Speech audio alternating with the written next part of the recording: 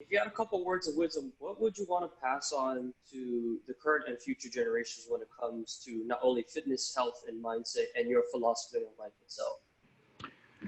Wow, that is a good question, and it's one that caught me off guard, but I like it.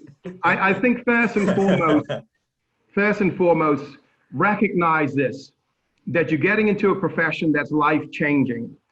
I think one of the misconceptions is that you get in this profession to become rich overnight. And it doesn't happen, okay, for the most part. You get into this profession because you want to help people. And within helping people, you got to have that genuine want to help people. So my first word would be, or words would be genuine, because it's not enough of it today, okay? People will tell you what you want to hear or what you want to see, because it either massages their ego and it makes them feel happy. I'm a straightforward guy. You have the choice to consult with me, and you have an informed choice to either choose me or not as your personal trainer. But in the process, I will always tell you where I stand with you in regards to, are you training hard enough? Are you committed? Are we in this relationship, reciprocal relationship, whereby I'm giving it all, but you're giving me nothing? So be genuine, be honest, okay? But in my opinion, you're talking to the already converted. I'm very, very biased about this profession. So I want people who are going to embrace the new age concepts of training. I want to encourage people to come into this profession and realize that it's not just about, on Mondays, it's chest and biceps, but to realize that, you know what, I want to make people metabolically active. I want to make people lose weight so they don't become obese. They don't have high rates of inflammatory responses. It doesn't lead to heart disease. It doesn't lead to osteoarthritis. You know, God, it doesn't lead to COVID-19. I mean, these are the type of things. We're living in an age now, especially with this pandemic. And let's face it, there are several pandemics happening at the same time. I know COVID-19 gets the recognition, but how about childhood obesity? Is that not a pandemic? Yes, how about obesity in the wider population? Is that not a pandemic? Of course it is. And in the process of people being obese, through their choices, for the most part, there are some hormonal issues.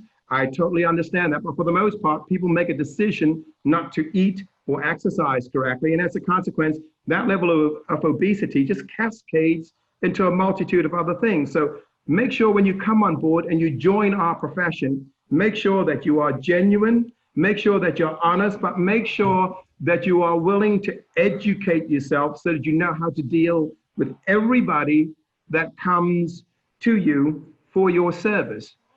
I think that's the key thing.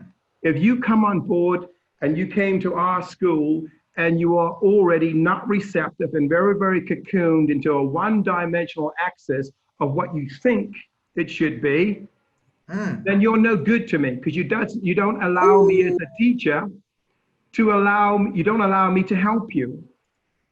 So you got to be open-minded too, okay? Love that. What is one of the hardest parts about being a personal trainer? One of the hardest parts about being a personal trainer, wow, okay. I think people think that it's a lot of sales involved. And I think people will say, well, do you know what?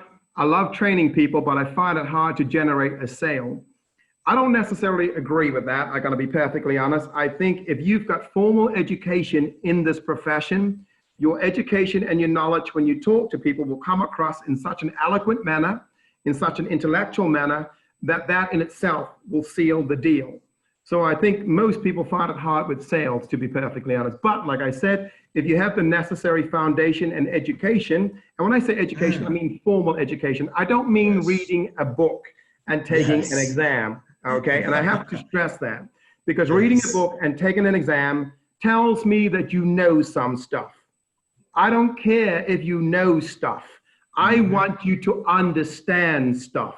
So when you have formal education, what you have is you have the ability to understand, decipher, dilute, and you have the ability to understand its impact on the people that you train.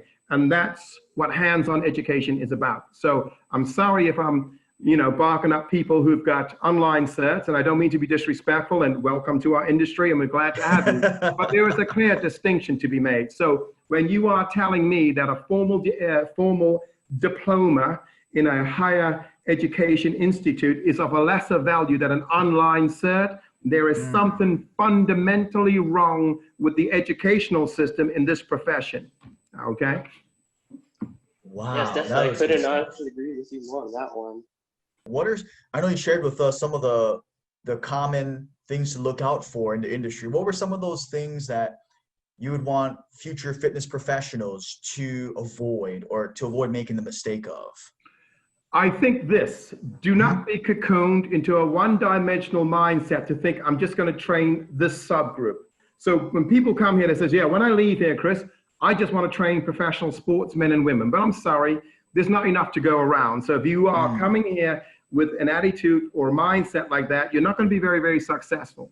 If you look at the very, very small percentage that are sports people, really, they're probably got their own personal trainers and whatnot. So there's not going to be any for you to train.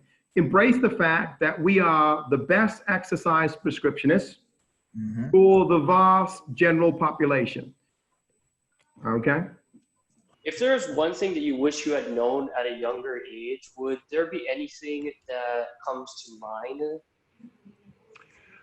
Oh, wow, Tyler. You are pulling them out of the bike today. My goodness. I hope my memory and my recollection is good. One of the things, I don't think that my education in college many, many years ago, at university many, many years ago, really fully equipped me of how to deal with a multitude of different personalities. When you are dealing with such a diverse culture and spectrum of people, you yourself have to be like a chameleon with regards to your personality traits. You have to be able to change at any moment and any time, given the circumstances that present themselves. So I think when I first came on board way, way back in the day, I don't think I was fully prepared for that. And you know what? I've been tired more often than not from being psychologically and emotionally tired than from being physically tired. That's the emotional drain that personal training takes on you. And people, I don't think, fully realize that. Because you are you not? People are telling you everything that's transpiring in their life. You are their release mechanism. Whether you want to hear it, whether you want to hear it or not, they're going to tell you because they think it's your job to listen. So, that's why when I first get you guys here, I always say, be prepared to section up your head and your brain. So you compartmentalize different things in different units. Okay? I remember that. And you move on. Yeah, I don't think you can repeat on air what I said, but yeah.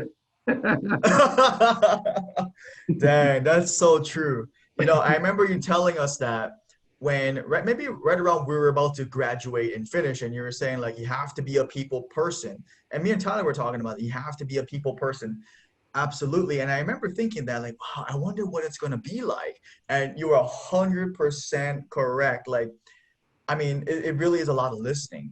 And it's like, wow. Like, you're right. The psychological and emotional side is way more than the actual, like, physically, like, demonstrating. And so 100% agree. And what you've been saying for the last, 5-10 years, or as long as you've been saying that, is so true, Chris. And wow. If there was one thing that you could change about how we generally educate people when it comes to like the general fitness or nutrition, what would be one thing you feel like you would want to change from your perspective? I think as teachers, we got to have a better perspective of people's learning styles, how people learn. I think, again, to use this word cocooned, we are very, very one-dimensional. So we as teachers are often not very flexible with how we deliver information. So for example, you're trying to teach somebody how to do a squat exercise, but this particular individual is really not getting it. And so you're doing your tell, show, do, and and this particular individual is still having problems with doing it. So we have to be able to fall back on a multitude of different teaching ideologies, philosophy, whereby we can actually tap in and says, okay, well, this system didn't work for you, but I can teach it to you this way. Okay, if you go back and you look at something called Gardner's multiple intelligences, they will tell you there's a multitude of different ways by which people learn. We often feel that because people can't do something or get a grasp of it, that they're not necessarily the most intelligent, but it's not their fault. It's our inability to deliver it in a way and construct it in a way that's best conducive to their learning.